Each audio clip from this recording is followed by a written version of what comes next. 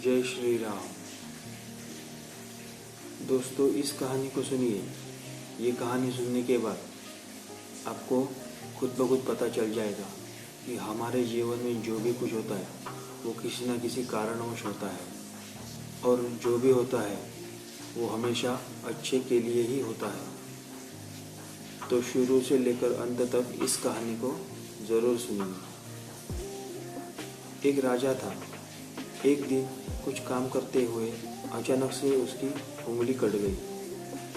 वहीं उस राजा का मंत्री भी मौजूद था। उंगली कटने पर राजा का मंत्री उसको समझाते हुए बोला, राजन, आप घबराइए मत, जो भी कुछ होता है वो अच्छे के लिए ही होता है।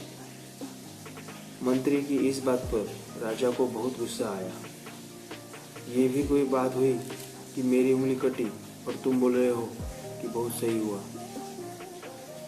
उंगली कटना सही होता है क्या? और राजा ने अपने मंत्री को जेल में कैद कर दिया।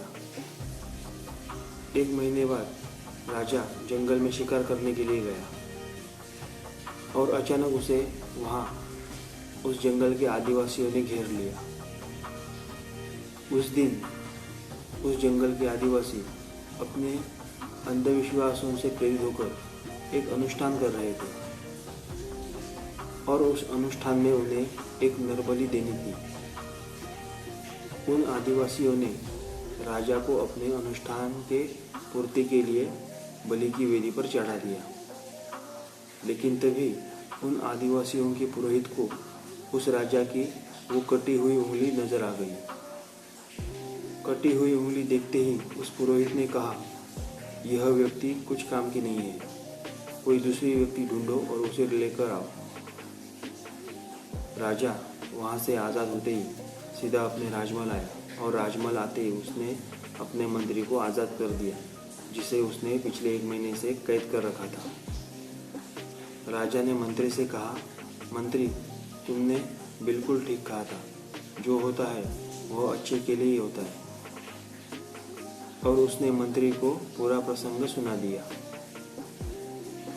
फिर राजा ने मंत्री से कहा कि मैंने तो तुम्हारे साथ अन्याय किया, तुम्हें जेल में डाल दिया, तो तुम्हारे साथ कैसे अच्छा हुआ? उस समय मंत्री ने जो जवाब दिया वो बहुत ही महत्वपूर्ण है। मंत्री ने कहा, महाराज, मेरे लिए आपके द्वारा कैद किया जाना ही मेरे लिए सबसे सही था। यदि आपने मुझे कैद किया नहीं होता तो आप भी मुझे अपने साथ शिकार के लिए ले जाते। आप तो कटी हुई उंगली के कारण बच जाते, परंतु मुझे आपकी वजह से उस बलि पर चढ़ना पड़ता। तो इस कहानी से हमें ये सीखने को मिलता है कि हमारे जीवन में जो भी कुछ होता है वो अच्छे के लिए ही होता है। यह बहुत बड़ा सूत्र है और आप इसे ज़रूर अपनाएं।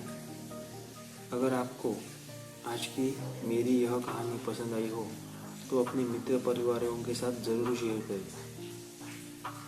मैं हमेशा आपके लिए अच्छी और सीख देने वाली कहानियाँ सुनाता रहूँगा। जय श्री राम।